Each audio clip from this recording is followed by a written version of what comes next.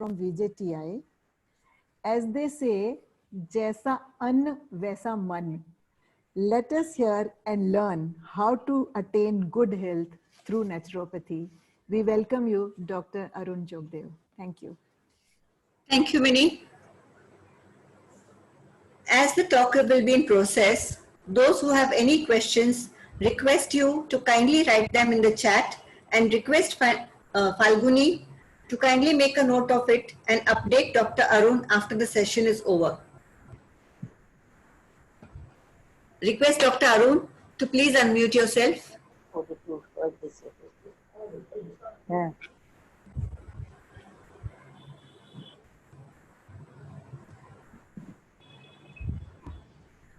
Hello, welcome to everybody.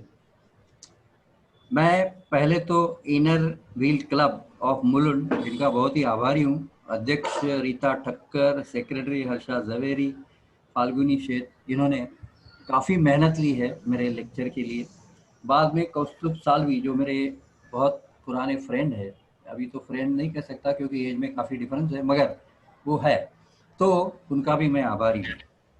तो आज का लेक्चर का आज का जो अपना चर्चा, आपका जो संवाद है अपना सारे लोगों के साथ, उसका सब्जेक्ट जो है वो है अपने खान पान में आने वाले जहर। तो उसके साथ साथ यानी जहर के साथ साथ अपनी इम्यूनिटी भी कैसे बढ़ती है उसके बारे में भी थोड़ा सा बताऊंगा, क्योंकि उसकी काफ़ी ज़रूरत है। और आज बहुत सारे लोगों ने मुझे वो भी रिक्वेस्ट किया कि भाई इतना कोरोना का ट्रेंड चल रहा है और आप उस पर नहीं बोल रहे, तो बोला मैं वो उसके बारे में भी थोड़ा सा आपको बताने वाला हूँ। जैसे मगर लेक्चर का सब्जेक्ट जो है वो खान पान में आने वाले पॉइजन। तो ये पॉइजन के और मैं कैसे मुड़ा वो भी थोड़ी सी एक मिनट में जानकारी दूंगा, क्योंकि मेरी पत्नी को जो अस्थमा की बीमारी थी, सांस की बीमारी थी, वो क्योर नहीं होती थी। 1973 टू 1995 यानी 22 साल उसको बहुत सारे पैथीज की ट्रीटमेंट चली, मैं उसके बारे में फिर रिपीट नहीं करता। तो कुछ फायदा नहीं हुआ, उसका अस्थमा वैसे ही रहा था। डॉक्टर लोग कहते थे कि दमादम के साथ जाता है वगैरह वगैरह। तो जब मैंने नेचुरोपैथी की, जब नेचुरोपैथी का कोर्स किया, 2 साल का कोर्स किया मैंने, तो मुझे पता चला कि हमारे खान पान में काफ़ी जहर आते हैं और वो जहर की जो एलर्जी है, वो जहर के कारण जो शरीर के अंदर सूजन आती है, वो अस्थमा का रीजन है, वो अस्थमा का कारण है। तब मैंने वो सारे जहर जो है वो ढूंढना शुरू कर दिया। बात ये हुई कि VJTI कॉलेज जो है वो मटुंगा में जो जहाँ है, उसके पीछे university department of chemical technology नाम की बहुत बड़ी संस्था है और वह उनकी लाइब्रेरी भी काफ़ी बड़ी है। तो ये जहर में, ये बनावट में कौन कौन से जहर आते हैं वो ढूंढने के लिए मैं वो लाइब्रेरी में जाके वो किताबें पढ़ता और ढूंढ के निकाला। उसमें मुझे पहले समझ में आया कि हम लोग जो शक्कर खाते हैं वो पहला जहर है। अभी देखो, भगवान जो है, कौन सा भी भगवान हो आपका, जिसे मैं नेचर समझता हूँ, उसने शक्कर तो नहीं बनाई, उसने गन्ने का जूस बनाया। वो गन्ने का जूस से हम गुड़ बना सकते हैं। वो काकवी जिसे कहते हैं, वो थोड़ा सा गाढ़ा गुड़ रहता है, वो भी बना सकते हैं। मगर उससे जब शक्कर बनती है तो उसमें कौन कौन से केमिकल इस्तेमाल होते हैं उसकी थोड़ी जानकारी मैं आपको दूंगा, क्योंकि ये सारी इंफॉर्मेशन आपको एनसाइक्लोपीडिया ऑफ इंडस्ट्रियल केमिस्ट्री जो है किताब, उसमें मिल जाएगी। मेरी जो किताब है उसमें उसका पेज नंबर भी दिया है कि कौन से पेज पे इंफॉर्मेशन आती है। पहला जो जहर मिलाया जाता है वो है फॉर्माल्डिहाइड। ये अल्डिहाइड है, फॉर्माल्डिहाइड। ये फॉर्माल्डिहाइड कितना इस्तेमाल होता है? 68 किलोग्राम पर 1000 litre of juice every 8 hours इतना डाला जाता है। ये फॉर्माल्डिहाइड क्या केमिकल है उसके बारे में मैं आपको बताऊंगा। ये केमिकल इतना स्ट्रांग है कि आप यदि आपका चेहरा उससे थोड़ा सा भी नज़दीक लेंगे तो आपके आंख में से पानी निकलना शुरू हो जाएगा और जलन होना शुरू हो जाएगा, नाक में से पानी निकलना शुरू हो जाएगा, इतना उससे इरिटेशन होता है। और ये साइंस स्टूडेंट को मालूम है, क्योंकि मेंढक वगैरह, अर्थवर्म वगैरह जो रखते हैं ना, वो सैंपल, ये स्पेसिमेन, वो ये फॉर्माल्डिहाइड का बनता पानी उसमें ही रखते हैं, और जब वो देखते हैं तो उनके आंखों में जलन होती है। तो ये बात आपको पता तभी चल जाता है कि भाई कितना डेंजरस केमिकल है। वो केमिकल से कैंसर होता है, वो केमिकल से बाल सर के बाल निकल जाते हैं, यानी आदमी गंजा हो जाता है। वो केमिकल से आपके स्किन के प्रॉब्लम पैदा हो जाते हैं। ये सब सारी इंफॉर्मेशन मैंने मेरी किताब में तो दी है, क्योंकि यहाँ वो उससे जो सारी बीमारियाँ होती है उसके बारे में बताऊँगा तो पूरा 10 मिनट चला जाएंगे।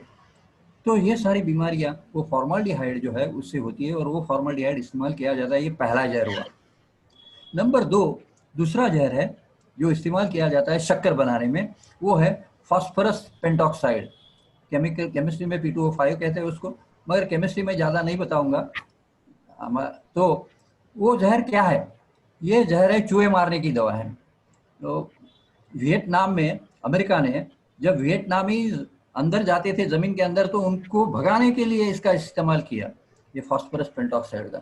इतना वो स्ट्रॉन्ग केमिकल जहर है, इसका इस्तेमाल शक्कर बनाने में होता है। तीसरा जहर जो है वो सल्फर डाइऑक्साइड। इसमें तो क्लियरली सल्फर नाम में ही है, तो ये सल्फर से स्किन की एलर्जी आती है। और ये जिसे कहते हैं कि पॉलीमर्स, वो पॉलीमर्स का एनियोनिक पॉलीमर्स वगैरह वगैरह, ये सारे पॉलीमर्स का इस्तेमाल होता है और उससे शक्कर बनती है। तो आप पता कीजिए कि शक्कर किस ढंग से बनती है और कैसे हम फिर खा लेते हैं। अरे बहुत सारे लोग तो चौड़ा में शक्कर, कढ़ी में शक्कर, क्यों क्यों कहाँ बात करें, क्यों डाल रही है सारी बात। तो इतनी सारी जब शक्कर आप खा रहे हैं तो उससे जो तकलीफ होती है वो है पहले टाइप का जहर। तो ये जहर मैंने बताया वो में केमिकल आते हैं उसके बारे में। अभी आप यदि और भी उसके बारे में हमारे शरीर पे क्या उसका असर होता है उसके बारे में आप जानकारी लेंगे, तो पहला आपको पता चलेगा कि उससे बनता है ए capital, G capital, E capital. पूरा फॉर्म है जो आप गूगल पे देख सकते हैं, advance glycation end products. Glycation मतलब शक्कर से शरीर में, यानी ग्लूकोज, शक्कर से शरीर में जो प्रोडक्ट्स होते हैं उसके बारे में उन्होंने बताया है। अभी शक्कर से कफ होता है, मैं यहाँ बताऊंगा आपको शक्कर से कफ होता है।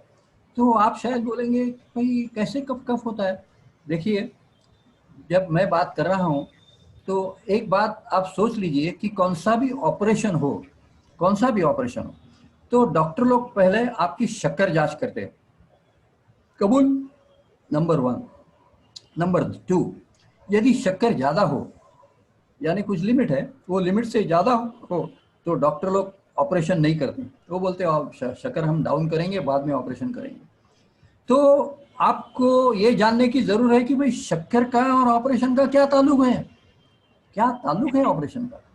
यदि डॉक्टर आपको क्लियरली बताएंगे, पूछना उनको, नहीं तो मैं तो अभी बताने वाला हूँ कि शक्कर की मात्रा यानी ग्लूकोज की मात्रा यदि लिमिट से खून में बढ़ गई, यदि लिमिट से बढ़ गई तो खून की प्रवृत्ति जो है, टेंडेंसी जो है, वो परु बनाने की होती है। गुजराती में उसे परु कहते हैं, इंग्लिश में उसे पस कहते हैं, मराठी में उसे पू कहते हैं। तो ये मवाद, हिंदी में उसे मवाद कहते हैं। तो ये मवाद बनाने की प्रवृत्ति जो है वो खून में बढ़ जाती है। एक बार मवाद बन गया तो ऑपरेशन का जो घाव है, ऑपरेशन का जो टाका है, वहाँ सड़न हो जाती है, और वहाँ सड़न हो गई तो उसे गैंग्रीन कहते हैं, वो पेशेंट मर जाता है उसमें।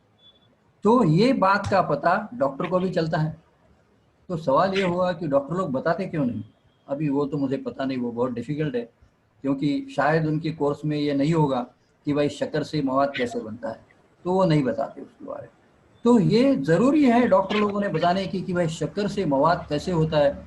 अभी जब कोरोना चल रहा है तो ये बहुत इम्पॉर्टेंट बात है कि हमारे शक्कर में, हमारे शरीर में यदि शक्कर का खान पान, शक्कर का जाना बंद हो गया तो मुझे लगता है कि हमारी इम्यूनिटी, ये मवाद बनने की जो खून की प्रवृत्ति है वो काफ़ी डाउन हो जाएगी, काफ़ी कम हो जाएगी। क्योंकि आप देखते होंगे कि यह बीमारी में डायबिटिक के लोग, कि जिनके शरीर में शक्कर की मात्रा बढ़ती है, उनको ज़्यादा तकलीफ होती है। ये बीमारी में, ये कोरोना की जो बीमारी है उसमें फेफड़े में यानी लंग्स में ज़्यादा तकलीफ होती है। लंग्स में कफ होता है। कफ का मतलब वही है जो मैंने अभी बताया कि मवाद, वो मवाद शरीर बाहर फेंकता है, गले में से फेंकता है बाहर, तो ये मवाद की प्रवृत्ति कम हो जाएगी। तो ये बात यदि ऊपर के जो अधिकारी है वो भी जानेंगे तो अच्छी बात होगी। आप लोगों को मसूर दाल दो, चने की दाल दो, ये आटा दो, चावल दो, मगर शक्कर मत दो और ये बीमारी मत बढ़ाओ। नंबर 1।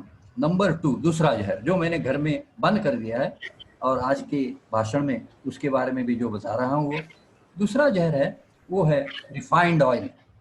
रिफाइंड ऑयल, तो ऑयल में लेसिथिन नाम का एक जो सब्सटेंस है, इंग्रेडिएंट है, एक घटक है, वो ऑयल पचाता है, मगर जब ऑयल का रिफाइन होता है, रिफाइनिंग होता है, तो वो लेसिथिन ही निकाला जाता है, पूरी तरह से लेसिथिन निकाला जाता है।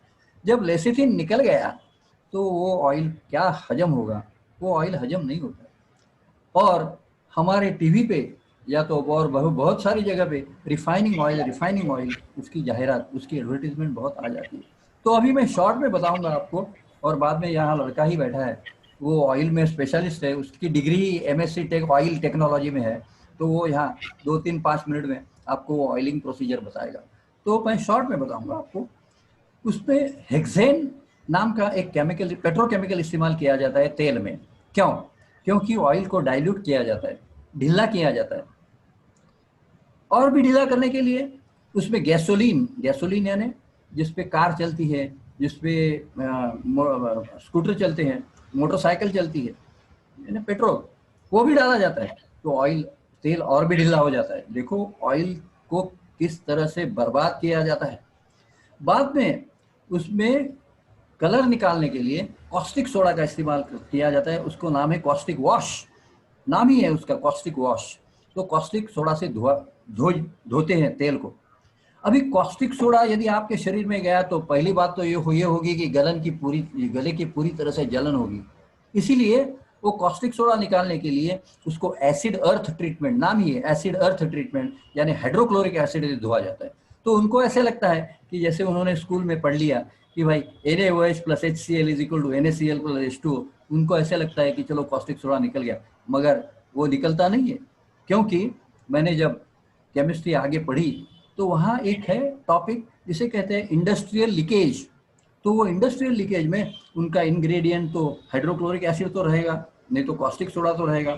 अभी यदि हाइड्रोक्लोरिक एसिड रहा तो वो तेल जो है वो खराब हो जाता है।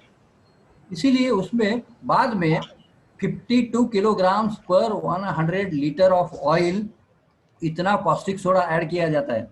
तो सोच लीजिए कि आप रिफाइंड तेल जब खाते हैं तो आप किस तरह से आपका गला, आपका शरीर बर्बाद करते हैं। तो ये हुआ रिफाइंड ऑयल। इसके बारे में भी आपको ज़्यादा, मैंने जैसे पहले कहा कि शक्कर के बारे में आपको ज़्यादा जानकारी करनी होगी तो एडवांस ग्लाइकेशन एंड प्रोडक्ट्स, ये टॉपिक आपको गूगल पे तो मिल जाएगा और मेरे भाषण पे और मेरे किताब में भी मिल जाएगा।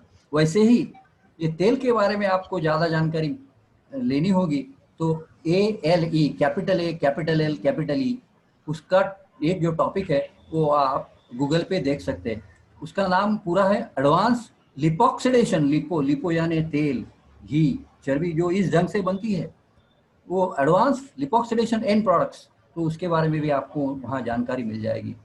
तो ये AGE और ALE ये टॉपिक, ये नेचुरोपैथी में बहुत अहम है। मेरे घर से मैंने रिफाइंड ऑयल तो निकाल दिया, शक्कर भी निकाल दी, अभी तीसरा जो है वो हाइड्रोजनेटेड घी। ट्रीटमेंट ये हो गई कि पहले ऑयल को पतला कर दिया केमिकल डाल के, पेट्रोकेमिकल डाल के, बाद में उसको कॉस्टिक सोडा से धो दिया, बाद में वो निकालने के लिए हाइड्रोक्लोरिक एसिड डाल दिया।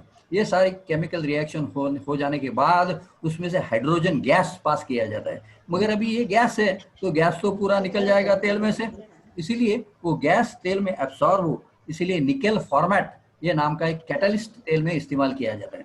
ये nickel format is non carcinogen, से कैंसर होते हैं ये मालूम है, फिर भी उसका इस्तेमाल किया जाता है और इस ढंग से बनता है हाइड्रोजनेटेड घी। हाइड्रोजनेटेड घी के बहुत सारे नाम हैं, हम लोग उसे मार्केट में डालडा, उमदा वगैरह नाम से पहचानते हैं, मगर और भी सारे, margarine, stick margarine, commercial fat, cooking oil वगैरह वगैरह, ये सारे नाम हैं। तो मेरे घर में ये सब आता नहीं, क्योंकि मैं इस्तेमाल करता हूँ प्योर घी, जो गाय के दूध से, भैंस के दूध से बनता है, उससे बनता है मक्खन, मक्खन से बनता है घी, उसका ही इस्तेमाल मेरे घर में होता है। तो इस ढंग से वो भी मैंने निकाल दिया। मगर इनडायरेक्टली ये पॉइजन हमारे शरीर में जाते हैं। जैसे बिस्किट, कोई भी हो, कोई भी बाबा हो, कोई भी और भी कोई हो, तो ये सारे बिस्किट सस्ते तेल में बनाते हैं, और वो सस्ता तेल है हाइड्रोजनेटेड घी, यानी जो मैंने आप अभी बात की, उमदा, डालडा वगैरह वगैरह, इसमें ही सारे बनते हैं, वो सस्ता घी रहता है। तो ये घी में सब ये पॉइजन में सारा बनता है, तो मेरे घर में बिस्किट भी नहीं आते। केक, केक का पूरा जो आइसिंग है वो डालडा में ही बनता है, यानी हाइड्रोजनेटेड घी में ही बनता है। उसमें क्या क्या इस्तेमाल होता है, ये हाइड्रोजनेटेड घी, बाद में शक्कर, वो पूरा मिलावट करने के बाद, मिक्स करने के बाद उस पर वो सफ़ेद जो है वो डाला जाता है। बाद में उस पर नाम लिखा जाता है। जैसे अभी मेरा बर्थडे है अरुण जोगदेव, तो ARUN वो इंग्लिश में लिखा जाएगा। किस ढंग से लिखा जाएगा, रेड कलर से लिखा जाएगा। ये रेड कलर जो है, ये मार्केट के रेड कलर जो है, ये डाई जो है, ये एजोडाइज कहते हैं, एजोडाइज, जो एजोडाइज से कैंसर भी होता है। तो सोच लीजिए कि आप कितनी गलत बात करते हैं, कितनी गलत बात बच्चों को खिला रहे हैं, और वो बच्चों को जब ये एजोडाइज वगैरह इस्तेमाल करके जब कैंसर होता है, तो बेचारे बच्चे वो टाटा कैंसर के सामने लुकेमिया, ब्लड का कैंसर हो गया, इसकी लाइन लगाते।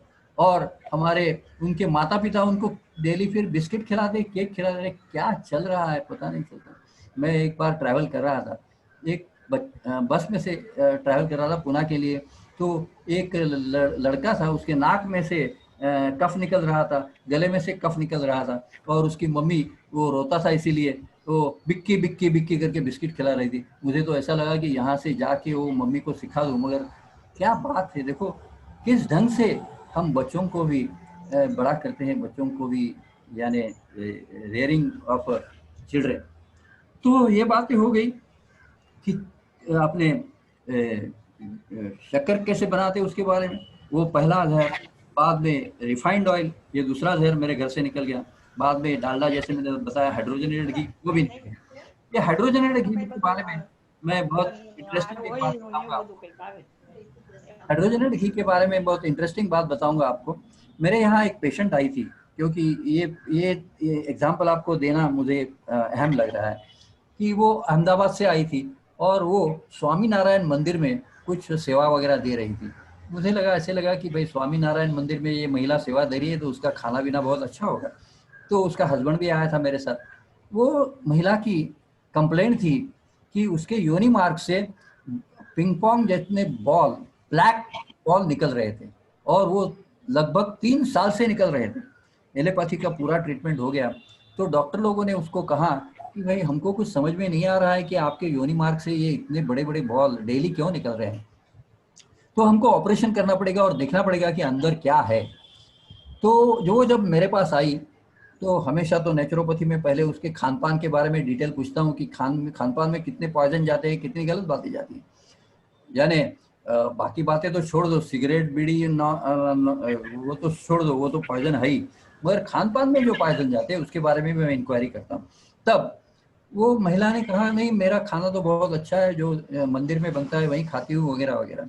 मगर उसका हस्बैंड जो है, वो मुझे बीच में बोला, बीच में उसने टोका और बोला, ये साबूदाने की खिचड़ी खाती है इतनी डेली, यानी अबाउट 1/2 किलोग्राम होगी, वो खिचड़ी डेली खाती है। अभी देखो साबूदाना कैसे बनता है उसके बारे में मैं आपको बता दूं।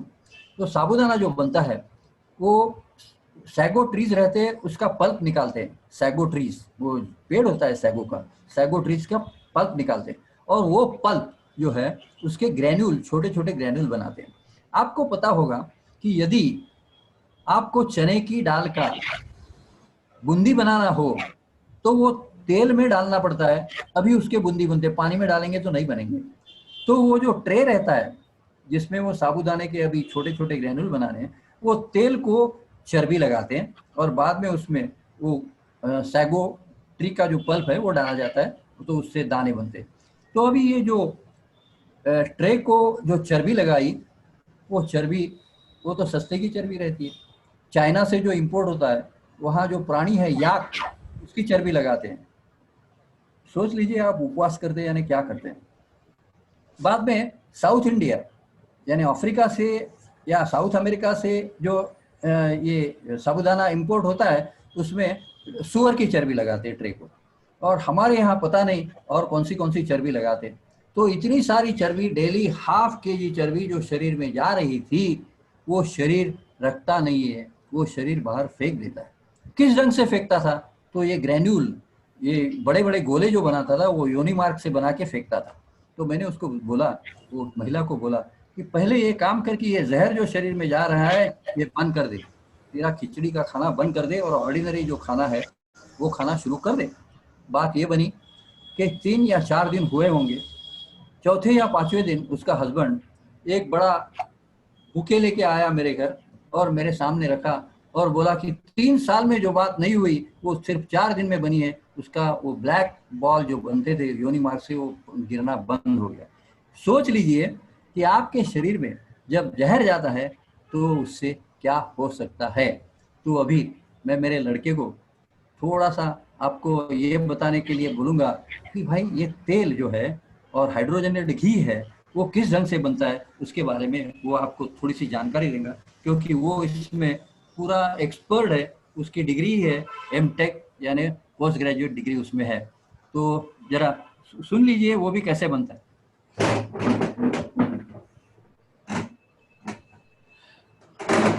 नमस्कार। पिताजी ने तो रिफाइनिंग ऑयल और हाइड्रोजनेशन ऑफ घी की प्रोसीजर तो आपको बता दी है, उसमें से ज़्यादा कुछ फर्क नहीं है। मेरे को एक अहम बात बतानी है कि जो रिफाइंड ऑयल जो बनता है उसमें से कुछ भी करो, उसमें से सोडियम हाइड्रोक्साइड जब उसमें जाता है तो सोडियम के आयंस बोलते हैं जो केमिस्ट्री में, वो कुछ भी करो वो निकलते नहीं है, वो अंत तक रहते हैं और उसका ही अंतिम परिणाम जो होता है वो गला और पेट की जलन होता है।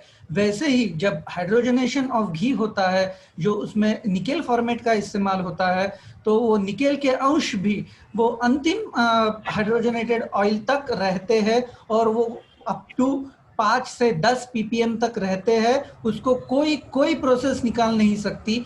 और वही 5 से 10 ppm जो ट्रेसेस बचे रहते हैं वो आपके पेट में जाके जब बहुत कुछ कैंसर जनरेट करने की। अभी ये रिफाइंड ऑयल और कहाँ होता इस्तेमाल होता है, तो ये हम लोग जिसको आइसक्रीम बोलते हैं, अभी उस पर बैन लगाया है सुप्रीम कोर्ट ने, उस पे उसको फ्रोजन डेजर्ट कहने को कंपल्शन किया है। अभी वो फ्रोजन डेजर्ट में उसका इस्तेमाल होता है। और जब मैं इंडस्ट्रियल ट्रेनिंग के लिए था तब उसमें देखा था 8-8, 10-10 टन के टैंकर भर के उसका डिस्पैच होता था।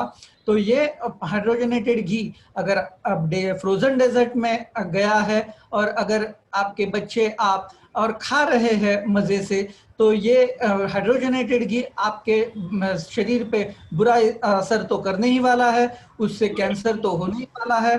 और ये हाइड्रोक्साइड टिपिकली पैनक्रियाज पे असर करता है तो आपको डायबिटीज होना ही है, आप बच नहीं सकते ये केमिकल से। बस यही मैं कहता हूँ, पिताजी को वापस देता हूँ।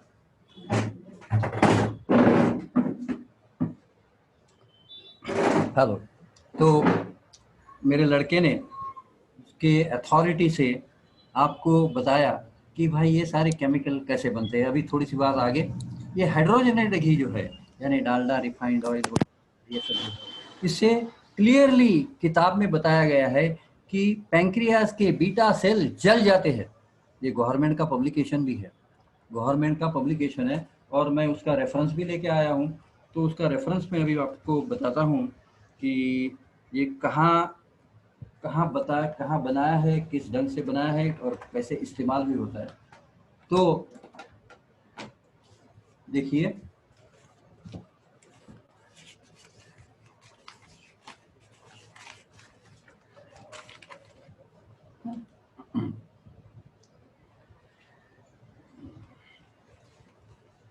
कोरोनरी एथेरोस्क्लेरोसिस बाय हाइड्रोजनेटेड घी, इसके बारे में पूरी जानकारी गवर्नमेंट का पब्लिकेशन है। यहाँ किसने बताया है फिर? Journal of Indian medical association 1963 41 1963,41,477 page number, atherosclerosis 1971 में, 14,53 यहाँ भी बताया। एथेरोस्क्लेरोसिस का मतलब धमनी काठिन्य, आपके शरीर में जो धमनियाँ है आपके शरीर में जिससे खून बहता है वो कठिन हो जाती है, वो कड़क हो जाती है, ये डालडा और हाइड्रोजनेटेड घी से। तो ये सारा गवर्नमेंट के पब्लिकेशन में बताया है। और भी पता है, आपको पढ़ना होगा तो और भी आप पढ़ सकते हैं। और वो किताब का जो नाम है वो है text book of medical biochemistry, text book of medical biochemistry by R.L. Nath, new international publication private limited 1996, page number 104। इसमें हाइड्रोजनेट घी खाने के बाद शरीर में ट्रांस फैट्स यानी आइसोमर्स, ट्रांस फैट्स, इस पे पाबंदी लगाई गई है बहुत सारे देशों में। ये ट्रांस फैट्स मानवीय शरीर में किस रंग से बनते हैं वो पूरा ब्यौरा बताया है। H.W.V. कॉक्स ये किताब में पेज 731 में theoretically all drugs used in therapy are potentially poison ऐसे बताया है। तो ये सारी बातें ये किताब में बताई है। और ये किताब सारे लॉ की किताब है, लॉ में ये किताबों का इस्तेमाल होता है। R.V. Subramaniam, Butterworth, new Delhi publication, Modi's medical jurisprudence and toxicity में पेज 324 में हम सारे जो केमिकल खा रहे हैं उसके बारे में बताया है कि जो सारे पॉइजन खा रहे हैं उसके बारे में बताया। बाद में ये डेनमार्क में 203 में, ऑस्ट्रिया स्विट्जरलैंड में ये ट्रांस फैट्स पे यानी मैं अभी जो बात कर रहा हूँ हाइड्रोजनेटेड घी, margarine, stick margarine, commercial fat वगैरह वगैरह, इस पे पाबंदी लगाई गई है। और कितना सारा उस पे टैक्स लगाया गया है उसके बारे में बताया। $2.9 यानी $2.9 अंदाजन 3 समझो तो $200-250 उस पे फाइन लगाया, एडिशनल टैक्स लगाया उस पे।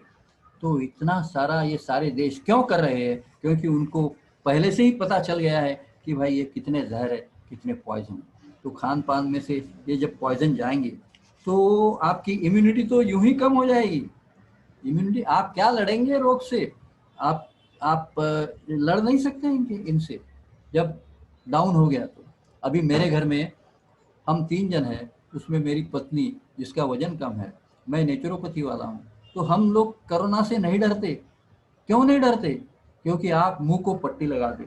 सोच लीजिए मुंह की पट्टी जो है उसमें जो होल है वो कपड़े का होल है, और वो कपड़े का होल इतना बैंगल जितना है, समझो बैंगल जितना कपड़े का होल।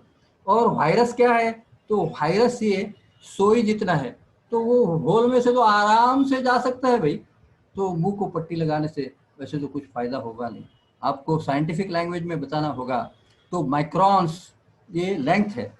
तो कपड़े का जो होल है उसका 500 माइक्रॉन, 600 माइक्रॉन इतना रहता है। और ये जो अपना वायरस है ना, वो वायरस जो है वो अबाउट 40 to 50 माइक्रॉन इतना ही रहता है, वो उसमें आराम से जा सकता है। तो एक बात वो हुई। और हमारे कान भी ओपन है। अरे जो वायरस से जाना होगा तो नाक में से काय को जाएगा? कान में से जाएगा। आप बोलेंगे कान? यस, क्योंकि कान और गला यूस्टेशियन ट्यूब से जोड़ा हुआ है।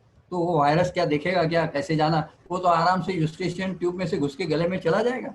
तो आप पट्टी कहाँ कहाँ लगाएंगे? यहाँ लगाएंगे, यहाँ लगाएंगे, यहाँ भी लगाएंगे क्या? तो सोच लीजिए कि आपकी इम्यूनिटी मजबूत होनी चाहिए, और आपकी इम्यूनिटी यदि मजबूत नहीं हो तो आप आराम से ये सारी बीमारियां खरीद सकते हैं। बात ये हुई कि फिर इम्यूनिटी बढ़ाने के लिए क्या करना चाहिए। पहले ये पॉइजन पूरे बंद करने चाहिए। और सारे पॉइजन कहाँ आते हैं वो भी मैं आपको बता दूँ। हम किचन में, रसोई घर में बहुत सारे केमिकल इस्तेमाल करते हैं। आपको वैनिला के बारे में मालूम होगा, केक में इस्तेमाल होता है, बिस्किट में इस्तेमाल होता है। अरे वैनिला के बिस्किट तो बहुत पसंद होते हैं।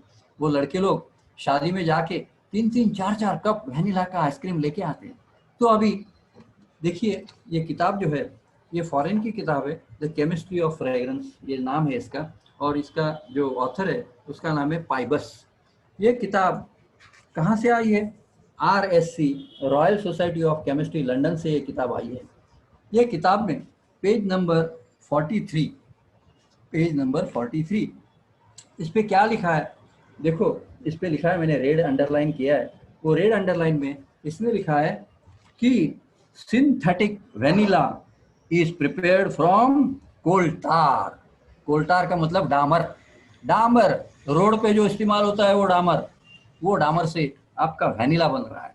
और वो वेनिला आप घर में इस्तेमाल कर रहे हैं, बिस्किट के में इस्तेमाल कर रहे हैं, आइसक्रीम से खा रहे हैं, क्योंकि ओरिजिनल वेनिला की कीमत है 4 लाख रुपया पर किलोग्राम, 4 लाख रुपया। और ये वेनिला 150 रुपया 200 रुपया पर किलोग्राम मिलता है, वो छोटी बॉटल में आपको मिलता है। तो सस्ते में जो मिलता है वो उसका इस्तेमाल होता है और वो आपके शरीर में जा रहा है। तो ये सारी किताब में इंफॉर्मेशन दी है, ये पहली बात। बाद में आप सोचेंगे नहीं नहीं हम वेनिला ज़्यादा नहीं खाते, हम केले के स्वाद का आइसक्रीम खाते, तो वो नाम है एथिल ब्यूटेरेट। एथिल ब्यूटेरेट को केले का स्वाद आता है, केले का स्मेल आता है, तो एथिल ब्यूटेरेट, तो ये चमड़ा साफ करने का केमिकल है, वो केमिकल का इस्तेमाल होता है और उससे केले का स्वाद आता है। सोच लीजिए ऐसे 2000 केमिकल मार्केट में है, और मेरा लड़का बाजू में ही बैठा है जिसने परफ्यूमरी में उसकी डिग्री भी ली है बाद में। तो ये सारी जानकारी ये लड़के से कंफर्म हुई है कि भाई ये सारे केमिकल इस्तेमाल हो रहे हैं और ये केमिकल जो जहर है वो हमारे पेट में जा रहे हैं। अभी सोच लीजिए कि इतना सारा जहर जब आपके शरीर में जाएगा तो आपका शरीर उसको तो फेंक देने वाला है, जहर हमारा शरीर रखता नहीं है। तो अभी आगे बढ़ेंगे कि कफ बनता है, इसका मतलब क्या, क्योंकि मैंने पहले ही बताया आपको कि जितना आप शक्कर खाएंगे उतना आपको कफ बढ़ेगा, उतना आपको कफ की तकलीफ होगी। और ये बात डॉक्टर भी जानते हैं, ये मैंने आपको बताया। तो जब पेशेंट हॉस्पिटल में एडमिट होता है तो उसको शक्कर खान पान में नहीं देनी चाहिए, रियली कफ हुआ है उसको तो ग्लूकोज, अरे काय को भाई वो ग्लूकोज शक्कर चढ़ा दे उसको और कफ बढ़ेगा। तो वो और जब कफ बढ़ जाता है तो नाक में से वो कफ निकालते हैं और दिखाते हैं, अरे कफ इतना निकला, अरे कफ इतना निकला क्या, उसको कफ कैसे बनाते हैं आप वो देखो, सोच लीजिए। शक्कर खा खा के वो कफ बनता है।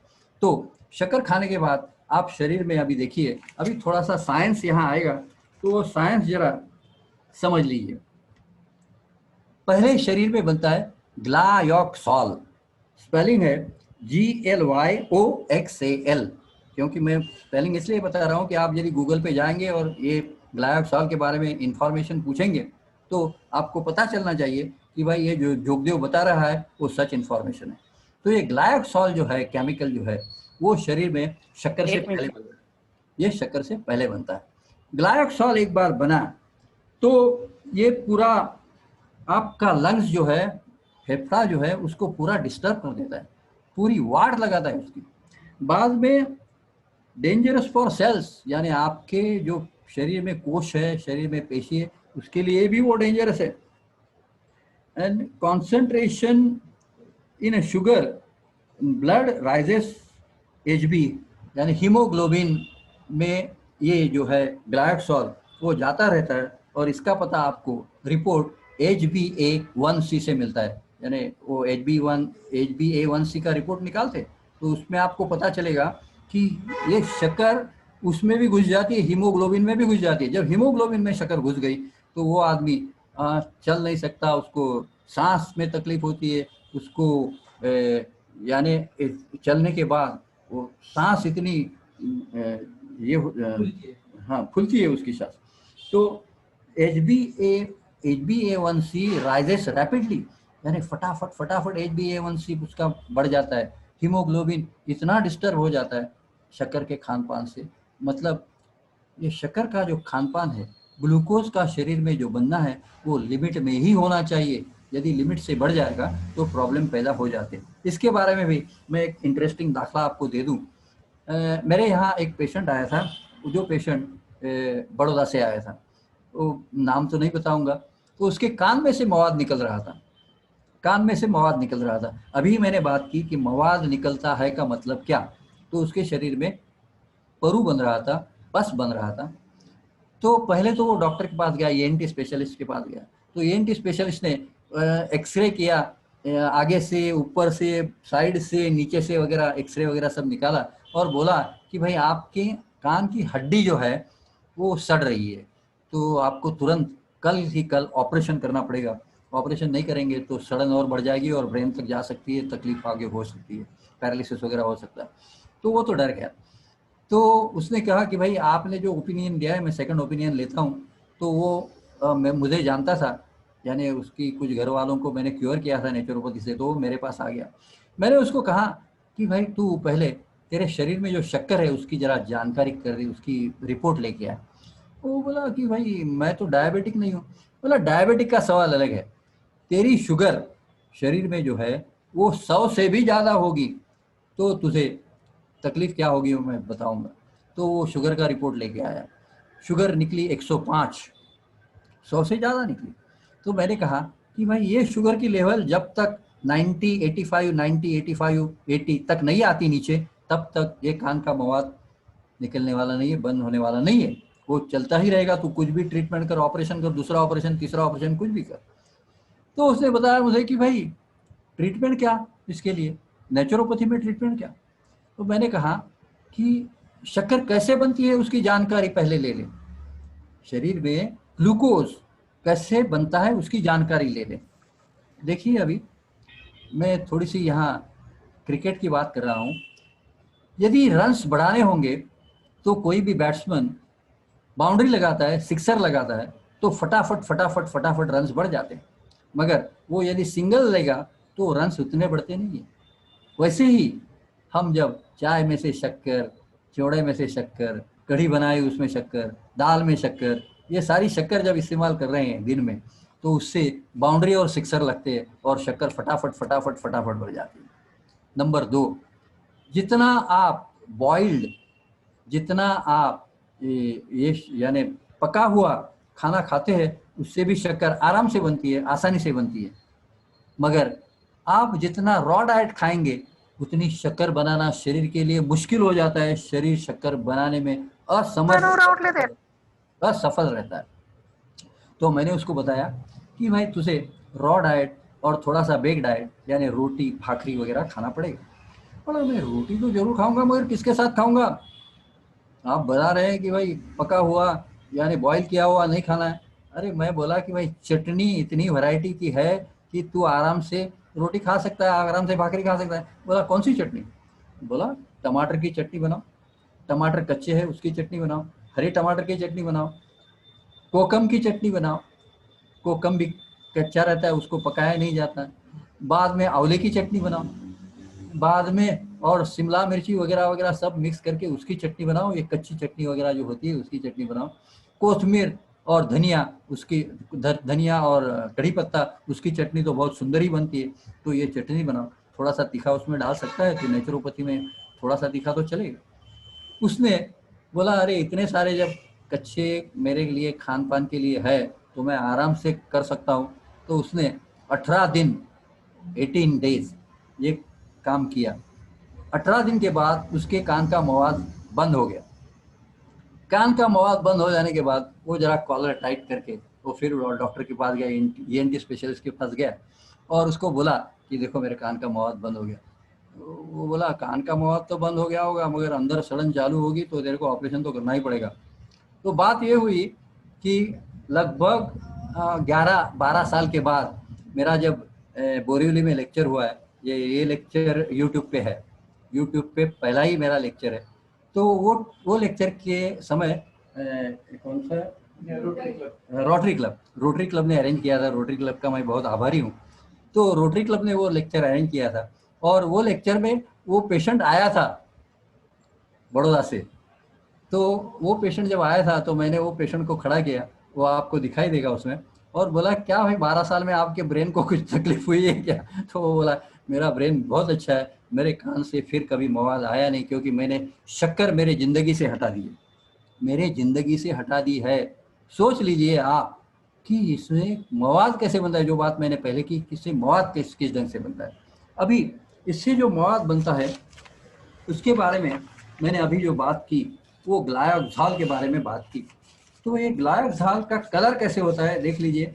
ये ग्लायब साल का कलर है वो हरा और पीला रहता है। तो शरीर, मैंने बताया कि शरीर ये ग्लायब साल रखता नहीं है, ये पॉइजन है, ये फेंक देता है बाहर। तो एक ये जो कफ बना है ग्लायब साल, ये है पॉलीमर है, यानी कफ थोड़ा सा पॉलीमर भी है, इसके बारे में भी सोचना चाहिए। तो ये फेंक देता है शरीर। और कफ का नाक में से निकलने वाला और गले में से निकलने वाला जो कलर है वो भी आप देखेंगे येलो और ग्रीन ही कलर है। तो ये सारा जो है शक्कर की खान पान से जो बन रहा है वो बंद करना चाहिए। तो मुझे बहुत सारी महिला पूछती है शक्कर बंद करेंगे तो मीठा क्या खाएंगे, जैसे मीठा कुछ भगवान ने बनाया ही नहीं। अरे खजूर बनाया है, बाद में ये अंजीर बनाए हैं, बाद में अपने ड्राई फ्रूट्स बनाए हैं, वो इतने सारे स्वीट है, तो उससे आप स्वीट का मज़ा ले सकते हैं। मगर डायबिटीज लोग क्या करते हैं, वो जो गोली है ना छोटी सी, वो गोली डालते हैं और बनाते हैं कि कितनी मीठी हो गई चाय, कितनी मीठी हो, कितना मीठा हो गया दूध, उसका नाम है अस्पार्टेम। अस्पार्टेम बहुत सारे ये नाम है। पहले उसका नाम था सैकरीन, बाद में दुनिया को पता चला कि सैकरीन से कैंसर होता है, इसीलिए सैकरीन निकाल दिया, और बाद में अस्पार्टेम, एलिटेम वगैरह, एसिसल्फेम के, ये नाम के सारी शक्कर बनाना शुरू कर दिया। अभी थोड़ी सी जानकारी उसकी भी मैंने ये मेरे किताब में दी है, हमारा पाचन तंत्र, खान पान की आदतें वगैरह, ये किताब का नाम है, मैंने ही लिखी है खुद ने। तो ये किताब में देखिए आप कि किस ढंग से ये सारी शक्कर बनती है, उसके बारे में मैंने बताया है कि आपको पता है कि सैकरीन, टोल्यूइन, ये अलकतरा यानी डामर का इस्तेमाल करके ये बनता है। ये केमिकल प्रोसेसिंग का नाम है रैमसन फाबर प्रोसेस। ये केमिकल जो जिसने बनाते हैं वो संशोधक, इसका नाम है। अस्पार्टेम नाम का और भी एक प्राकृतिक उत्पादन है जो अभी स्पूनफुल, जीरो, इक्वल, ये सारे नाम जो है, ये जो डाले जाते हैं ना गोली के, ये सारे नाम है उसके। तो इसमें क्या होता है इस्तेमाल, अबाउट 14%, 14% उसमें लट्ठा इस्तेमाल होता है। लट्ठा समझ गए आप, लट्ठा, लट्ठा यानी मेथिल अल्कोहल, यानी दारू, शराब, इसका इस्तेमाल होता है 14%। और ये जो मेथिल अल्कोहल है उसका सीधा असर आँख पे होता है, और आँख की रोशनी जब कम हो जाती है तो वो आदमी अंधा हो जाता है। पॉइजन किस ढंग से आपके शरीर में जा रहे हैं उसकी जरा जानकारी ले लो। तो अभी डॉक्टर को ये भी बताना जरूरी है कि शक्कर बंद करना, इसका मतलब ये नहीं कि आप शक्कर की गोली खाओ, शक्कर पूरी तरह से बंद करो, और नेचुरल प्रकृति ने जो दिया है उसका थोड़ा सा इस्तेमाल आप कर सकते हैं। जैसे छुहारा है, छुहारा की पाउडर बहुत सुंदर बनती है, तो ये छुहारा की पाउडर भी आप इस्तेमाल कर सकते हैं। तो इस ढंग से मीठापन और भी बढ़ाने के लिए डल्सिन नाम का एक केमिकल इस्तेमाल होता है, और मगर उस पर बहुत सारे देशों ने पाबंदी लगाई है क्योंकि इसमें बहुत सारे गंदे केमिकलों का इस्तेमाल होता है। और भी जो केमिकल है उसका नाम है उसका नाम है आइसोसाइनेट, आइसोसाइनाइड। ये आइसोसाइनाइड इस्तेमाल भी होता है ये शक्कर बनाने में, शक्कर की गोलियां बनाने में। सोच लीजिए किस ढंग से आपके शरीर में पॉइजन जा रहे हैं। इस ढंग से यदि आपके शरीर में पॉइजन जाएंगे तो क्या आपकी इम्यूनिटी बढ़ेगी भाई? वो इम्यूनिटी डाउन ही होती जाएगी। दिन ब दिन आपके इम्यूनिटी से आपकी इम्यूनिटी डाउन जो हो जाएगी तो आप ये कोरोना क्या, और भी उसके बाद डरोना वगैरह आ जाएगा, तो आप बर्बाद तो होते ही रहेंगे। तो ये सारे केमिकल अपने किचन से हटा दो, हो सके तो ये सारे ये सारे केमिकल किचन से हटा दो। सैकरीन नाम की शक्कर, सैकरीन नाम का जो केमिकल मैंने बताया वो शक्कर से 550 गुना इतना मीठा है। अभी इतना सारा मीठा जब आपके मुंह में जाता है तो पहली बात तो ये होती है कि ये मीठापन ब्रेन को पता चलता है कि भाई मीठापन आ गया, भले शक्कर है नहीं है, ये एक गोली है, मगर मीठापन का पता तो ब्रेन को चल गया। तो ब्रेन से ये सारे जो इंस्ट्रक्शंस है वो कहाँ जाते हैं, वो पैंक्रियास को जाते हैं, यानी स्वादुपिंड को जाते हैं। अग्नाशय कहते हैं उसे, तो स्वादुपिंड, तो स्वादुपिंड को जाते हैं। स्वादुपिंड क्या करता है? अभी स्वादुपिंड इंसुलिन बनाता है, मगर हमारा इंसुलिन बनाने की कैपेसिटी सिर्फ 10 यूनिट है, 10 यूनिट्स ओनली है। तो 10 अभी इतना जब 550 गुना ज़्यादा इतना स्वीट जब जा रहा है तो क्या शरीर उसको हजम करेगा? और आपने तो बीटा सेल भी जला दिए हैं, तो शायद वो इतना भी 10 यूनिट भी नहीं बना सकता। तो वो सारा जो है वो वैसे की वैसे खून में जाता है, और वो खून में जब गया तो मैंने जो ग्लायकोसाल की बात की वो ग्लायकोसिल बनता है। अभी ग्लायकोसाल मैंने बताया कि पस बनाता है, तो डायबिटिक जो पेशेंट है उसके पैर पे फोड़े आते हैं, पैर पे फोड़े आते हैं, पैर पे फोड़े आते हैं, वहाँ मवाद निकलता है, तो बाद में डॉक्टर बोलता है अभी पैर काटना पड़ेगा भाई। सोच लीजिए कि ऐसी पॉइजन खा के यदि आप अपना पैर गंवा बैठते, पैर जब काटते हैं, तो उससे बढ़िया यह है कि भाई ये खान पान बंद कर दो, ये गलत चीज़ों का खान पान बंद कर दो, और यदि ये काम हो जाएगा तो मेरे ख्याल से और आपको जानकारी की ज़रूरत नहीं पड़ेगी। तो आखिर के 5-10 मिनट जो बाकी है, 1 घंटे का लेक्चर था, मैं समझता हूँ 1 घंटे का ही है, तो 10 मिनट में मैं आपको बताऊंगा कि आपका फिर खान पान क्या होना चाहिए। यानी मैं क्या खा रहा हूँ, मैं नेचुरोपैथ हूँ, मैं क्या खा रहा हूँ। मैं चाय कॉफ़ी कुछ नहीं पीता, क्योंकि चाय कॉफ़ी में भी ग्लायकोसाल है, कितने % है वो मैंने लिखा है, मगर अभी समय कम है इसलिए नहीं बताता हूँ। ये ग्लायकोसाल किस कौन सी चीज़ में है उसका मैं शॉर्ट में आपको ब्यौरा दे रहा हूँ। शक्कर में तो है ही, मगर शक्कर के साथ साथ ये जो है ये आपके शरीर में चाय कॉफ़ी से भी ग्लायकोसाल जा रहा है। क्योंकि मुझे कोई बार लोग पूछते कि भाई हम लोग बिना शक्कर चाय पियेंगे, अरे बिना शक्कर चाय पियेंगे तो ग्लायकोसाल तो शरीर में जाने वाला है। बाद में रिफाइंड ऑयल में भी ग्लायकोसाल बन रहा है। बाद में ये आप जो हाइड्रोजनेटेड घी है उसमें से भी आपके शरीर में ग्लायकोसाल जा रहा है। तो ये सारी अलग अलग बातों से आपके शरीर में ग्लायकोसाल जाता है, और तकलीफ तो आपको होती ही है। तो मेरे खान पान में सुबह चाय कॉफ़ी तो होती ही नहीं, मैं अलग अलग ढंग के जूसेस लेता हूँ। जैसे कभी संतरा का जूस, मौसम्बी का जूस, कभी कभी पाइनएप्पल का जूस, कभी कभी अनार का जूस, जैसे मौसम हो वैसे। मगर आप कहेंगे अरे ये तो बहुत महंगा है।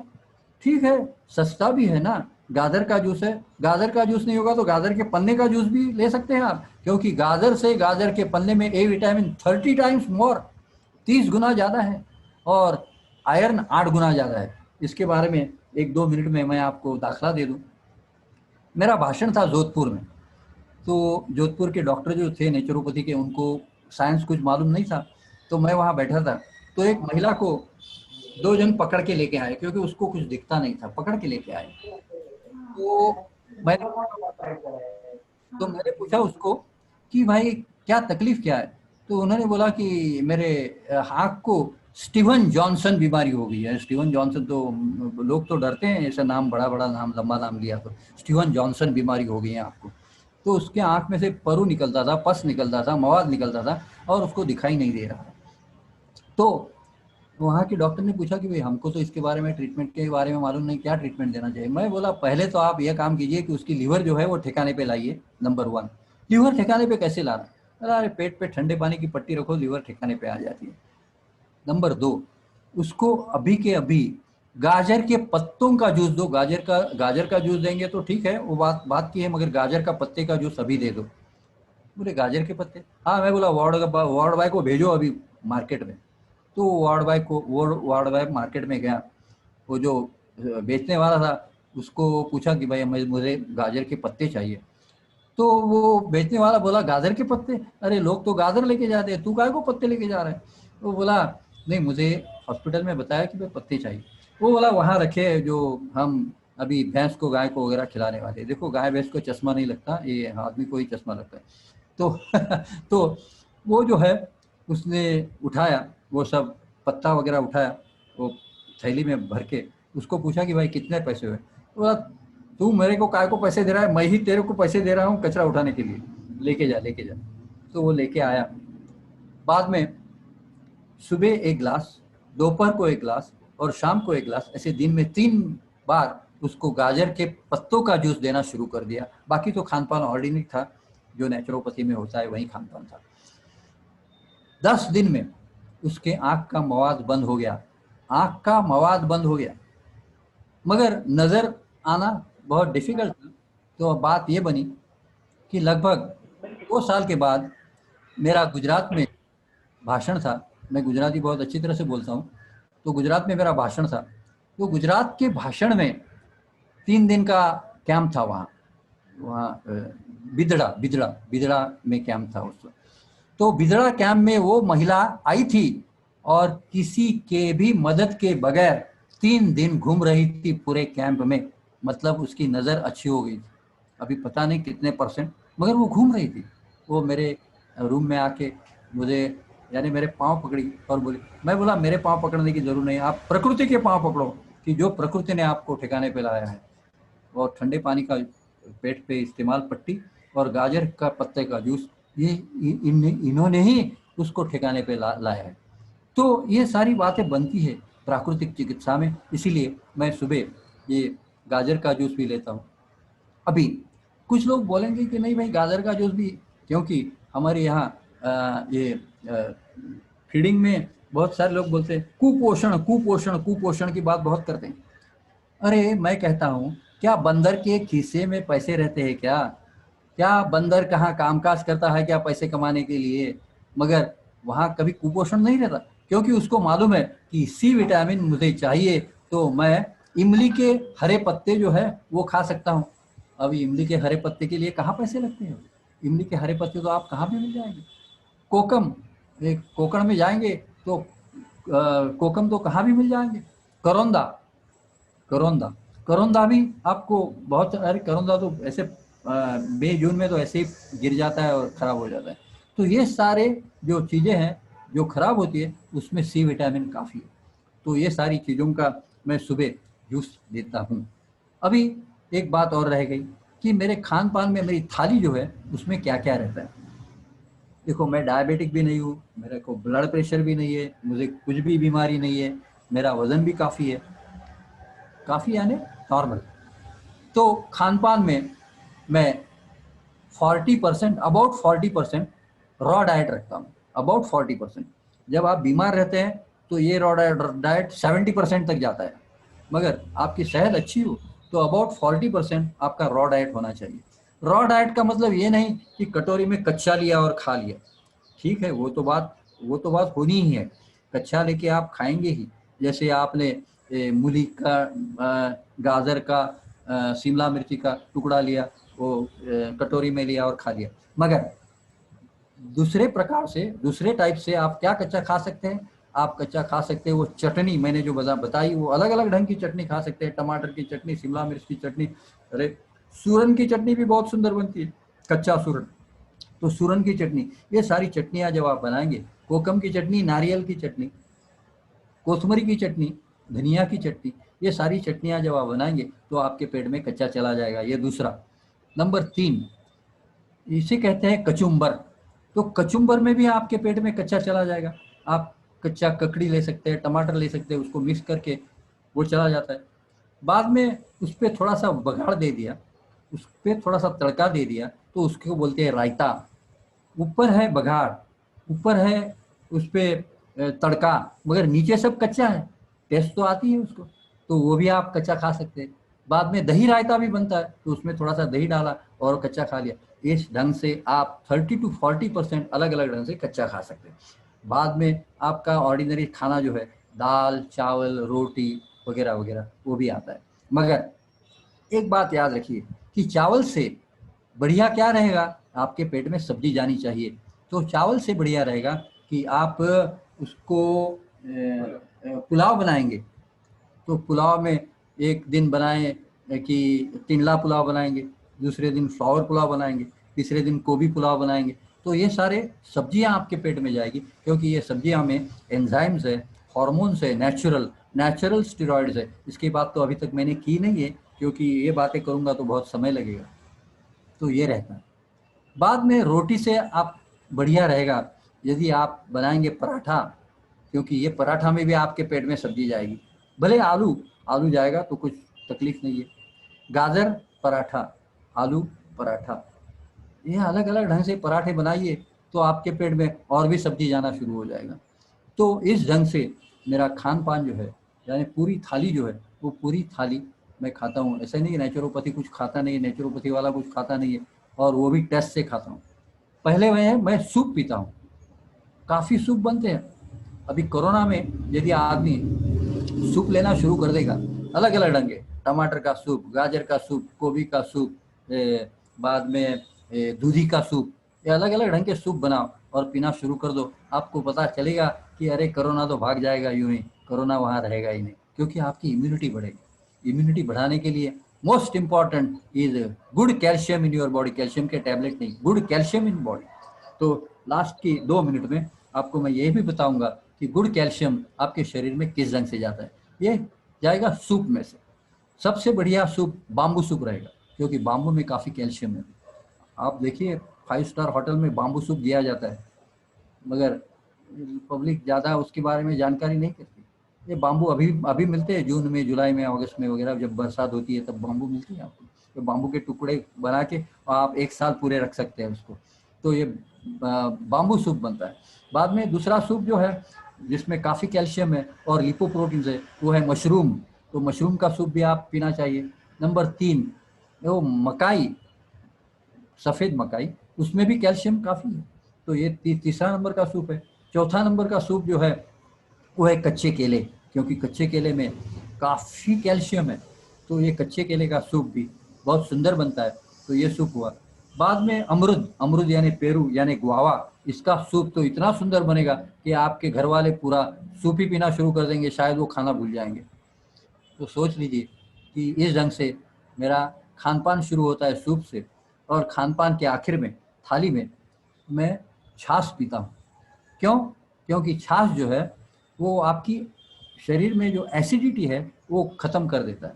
मगर वो छाछ कैसा होना चाहिए? वो छाछ में थोड़ा सा मलाई होना चाहिए। थोड़ी मलाई तो होनी ही चाहिए।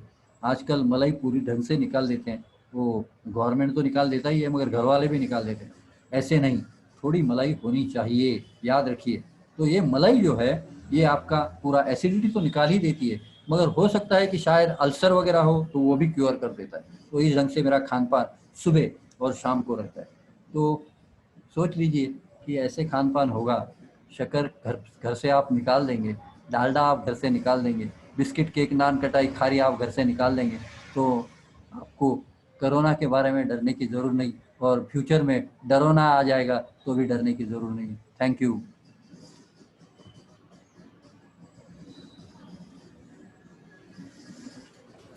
Thank you, sir. Request Falguni to please take the question and answers. Yeah, thank you, Rita. Falguni, just a moment, Falguni. If you can permit, I'll just say a few words in honor of my guru, my professor, Zogdev sir. Zogdev sir, thank you. बहुत अच्छी बात बताई। सब लोगों को मैं ऐसे बताना चाहता हूँ कि हम लोग सर को यानी प्रोफेसर बोलते हैं, उसको आचार्य बोलते हैं। आचार्य यानी जो आचरण करते हैं, जिस चीज को बताते हैं उसका आचरण करते हैं। तो सर को मैं 96-97 में मिला था। उसके बाद आज इतने सालों के बाद हम लोग फिर मिलते रहे, थोड़े कुछ साल, फिर बहुत साल तक मिले नहीं। उनकी जो एनर्जी है, उनका जो स्वास्थ्य है वैसे के वैसा है, तभी जैसा बोलते थे। तो ये सब है उनका, ये जो सब चीजें बताइए, उस चीजों का आचरण करते थे, उनको आचार्य बोलते हैं। जो आचरण करते हैं, जो बातें बताते हैं, तो वैसा ही तो उनका ये खुद जीता जागता उदाहरण है। रोगों से दूर रहना, और उनकी जो उनके वाइफ के बारे में बताया, उनको बहुत सारे तकलीफ थे, उसमें से बाहर निकाला, उसके बाद उनका भी स्वास्थ्य अच्छा रखा। ये सब ये जो चीजें जो बताई है उसके बदौलत वो रख सके। अपनी वाइफ को ठीक ही नहीं किया, पत्नी को, लेकिन साथ में हमारे जैसे लोगों को तैयार किया उन्होंने। हम लोग इनका सब सिखाया हुआ हमारे पेशेंट पे इस्तेमाल करते हैं। और मैं बताता हूँ कि इतने बहुत ही कठिन स्थिति में आए हुए पेशेंट को भी इसका फायदा होता है। ये हम दूसरे जो उन्होंने बताया उदाहरण, ऐसे बहुत सारे उदाहरण है, कभी आपसे शेयर करेंगे टाइम मिलेगा तो। लेकिन इतनी आसानी से एकदम क्या क्रिटिकल कंडीशंस ठीक हो रहे हैं उनके रिसर्च की वजह से। तो thank you sir, thank you for coming here and sharing your talks to all of you. और जिसको ऐसा डाउट है कि हमारे घर में बूढ़े बूढ़े लोग हैं जो शक्कर खा के जिंदगी गुजर चुकी है, तो क्या इतना शक्कर खराब, ऐसा किसी किसी को डाउट आ जाता है। मैंने देखा है ऐसा नहीं कि केवल म्यूकस होगा या सर्दी होगी, लेकिन लोगों को कैंसर निर्माण होता है जिंदगी के आखिर में, पता नहीं अंदर बढ़ रहा है चक्कर की वजह से। लोगों को ऐसा लगता है कि हम लोग 70-80 साल जिए शक्कर खाते हुए। अभी अभी आप बता रहे हैं कि ऐसा कैसा, लेकिन बहुत अंदर बीमारी बनती रहती है, हमारा लाइफ की एनर्जी खत्म होती जाती है, हमको पता नहीं चलता है, आदमी जल्दी बूढ़ा हो जाता है। ये सब शक्कर की वजह से और इस केमिकल्स की वजह से। तो thank you once again sir, thank you Rita ji also for organising this. Thank you, Kaustubh ji. You're welcome. Thank you. Yes, yes. It Okay, was over our to pleasure to have Dr. Devin Arun ji with us. It was real बहुत ज्यादा information जो हम लोगों को कभी मालूम नहीं था, ऐसी information आज मिली है। एकदम invaluable treasure है ये तो। Yes, and for our doctors like us, we put this into practice for our patients, and it gives wonderful results. I'll tell you. Ji ji All ji the ji practical ji. things, what he says. उन्होंने तो अपनी wife का खुद का ये किया है, so it's we have as a सामने से एक पूरा है उदाहरण। Yes, yes, exactly. Falguni, you can now take the questions, please. Yeah, am I audible? Yes. Okay. So first of all, thank you, Dr. Arun Jogdev and Dr. Kausalvi. मेरे गुरु के गुरु, मेरी mummy के भी गुरु डॉक्टर अरुण जोगदेव। बहुत हमने, mummy ने भी आपको फॉलो किया है। सबसे पहले मेरा क्वेश्चन है, आपने बोला कि आप बिल्कुल हेल्दी है और पूरे दिन का रुझान पाता। इफ यू डू माइंड, आपकी एज पूछ सकती हूँ? 75. What is your age? 75. Okay, great sir. आप रिवर्स आज 57 की एज के हिसाब से आपका किया है। सर, क्वेश्चन काफी लोगों को पूछा है कि शक्कर नहीं खानी है तो गुड़ खा सकते हैं? हेलो। Yes sir. आपका क्वेश्चन फिर से एक बार यस सर। हाँ, काफी सारों ने पूछा है कि शक्कर नहीं खानी है तो गुड़ खा सकते हो क्या? हाँ, जैगरी। हाँ, इसका जवाब मैं देता हूँ। गुड़ भी होना चाहिए, वो ऑर्गेनिक गुड़ होना चाहिए, क्योंकि महिला जो है वो गुड़ जो है वो सफ़ेद पसंद करती है। अभी गुड़ को सफ़ेद बनाने के लिए उसमें सारे केमिकल जो डाले जाते हैं, उसका नाम है, एक का नाम है बेंजीन। अरे बेंजीन तो पूरा कैंसर करने वाला केमिकल है, तो उससे गुड़ सफ़ेद बनाया जाता है।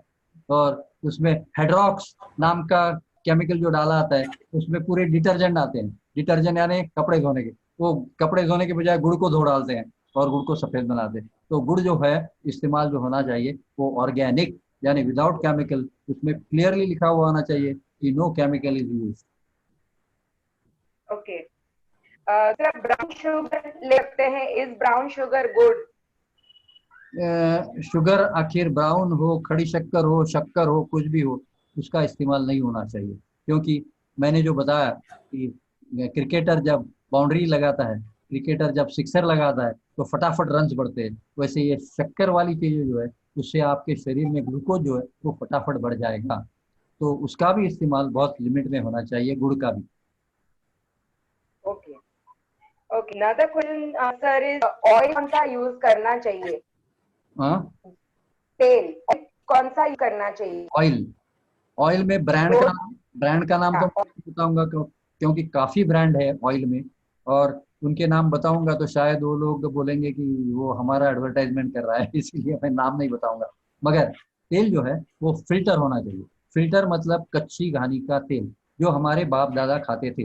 बैल की घानी पे बैल का घुमा घुमा के तेल बनता था, अभी मशीन से प्रेस करके तेल बनता है, इसीलिए उसे प्रेस्ड ऑयल भी बोलते हैं, या तो उसे फिल्टर ऑयल भी बोलते हैं। ओके सर, या thank you sir. White bread के बाद क्या वो खा सकते हैं ब्रेड? हाँ, वाइट ब्रेड खा सकते हैं क्या?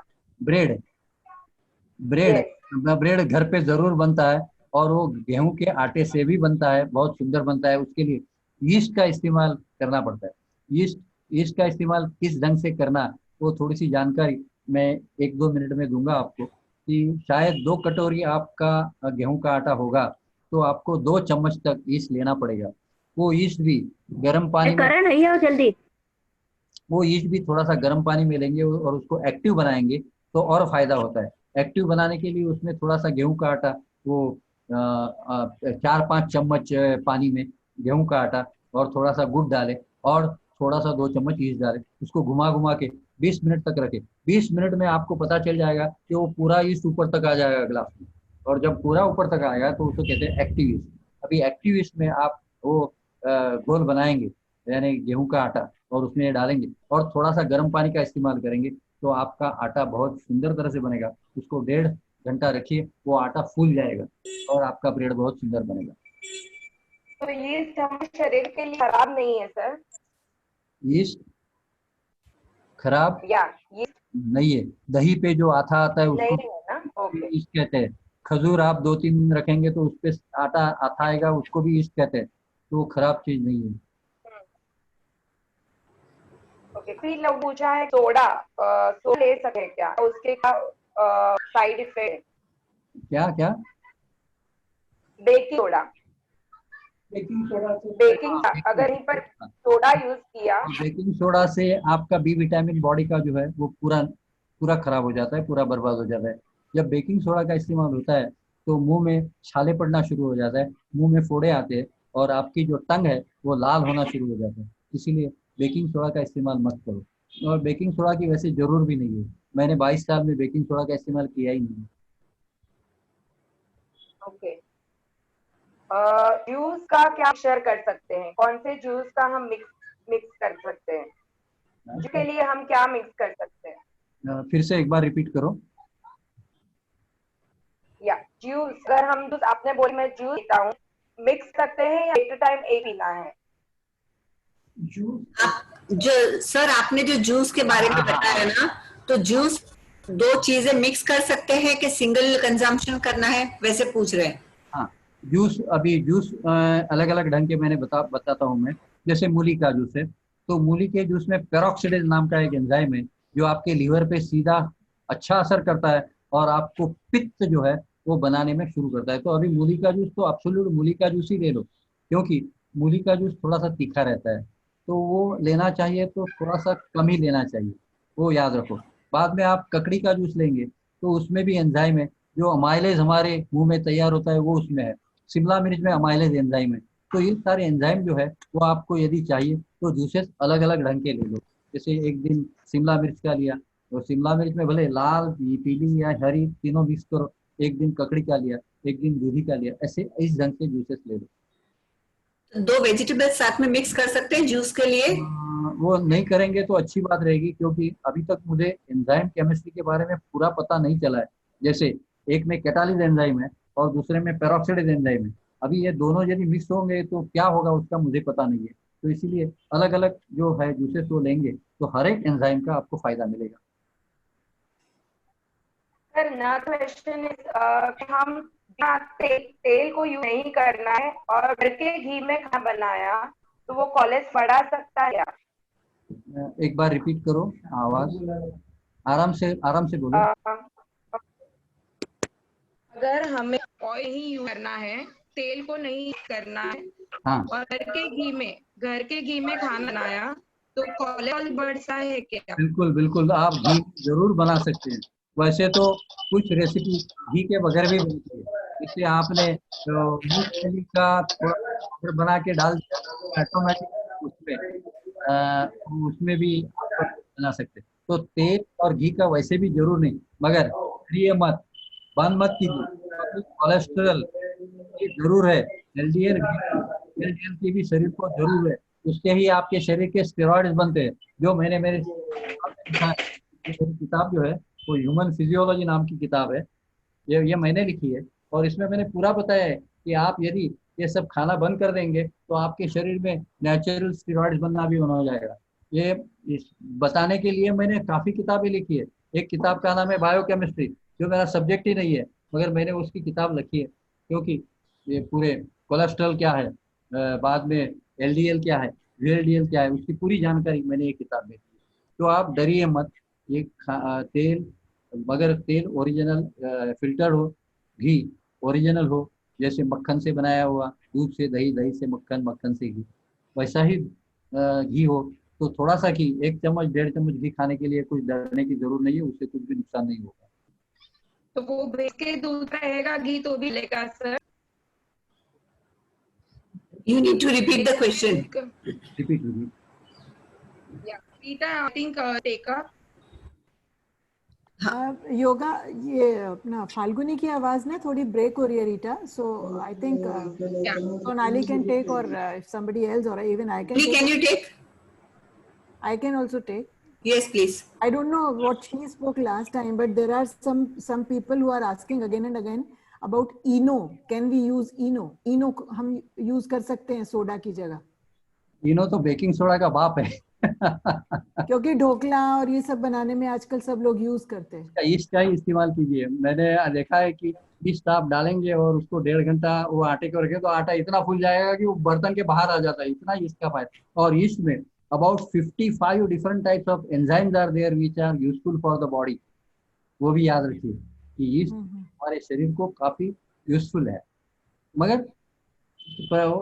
यानी वो प्रमाण में लेना चाहिए, वो ज्यादा मत इस्तेमाल करो। जैसे मैंने बताया कि दो कटोरी के लिए 1.5 चम्मच या 2 चम्मच।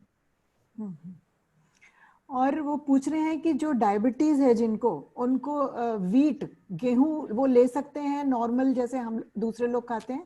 जरूर ले सकते हैं, मगर उनके बारे में पहली बात, रॉ डाइट अबाउट 60 to 70% थाली में होना चाहिए, अबाउट 60 to 70%। और तब वो गेहूं भी हजम कर सकते हैं, क्योंकि गेहूं को हजम करने के लिए शिमला मिर्ची जैसी कच्ची मिर्ची जिसमें एंजाइम काफी है, अमाइलेज एंजाइम है, तो वो एंजाइम भी काम करता है।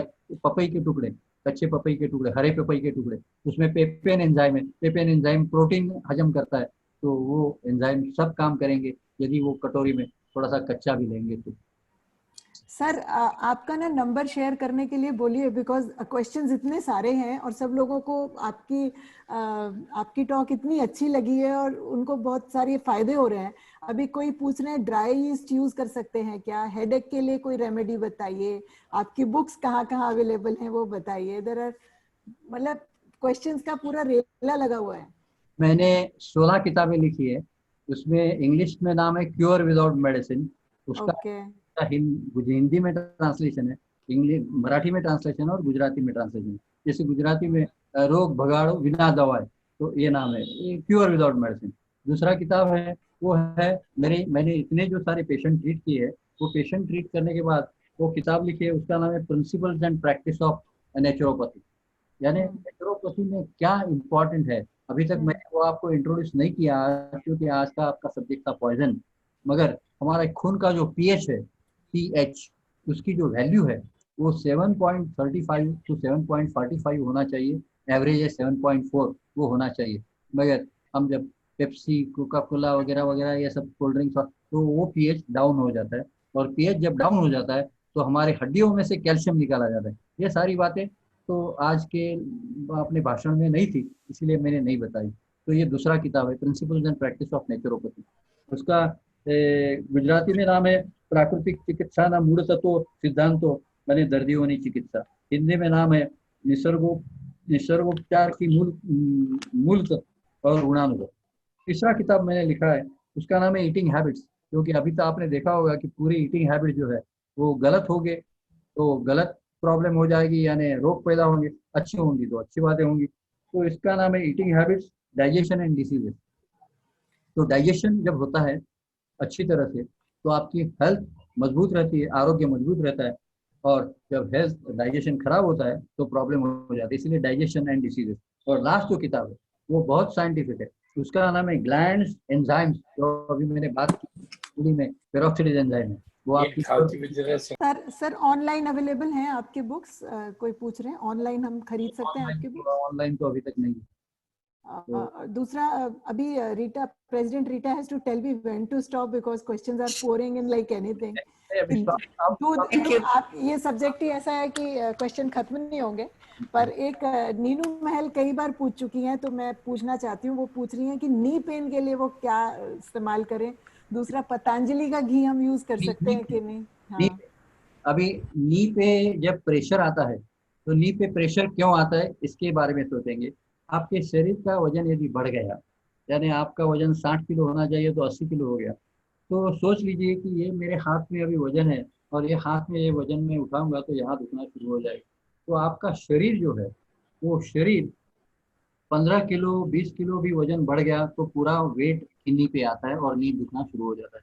मतलब पहली बात ये करनी चाहिए कि आपके शरीर का पेट का वजन जो है वो कम करना चाहिए, नंबर 1।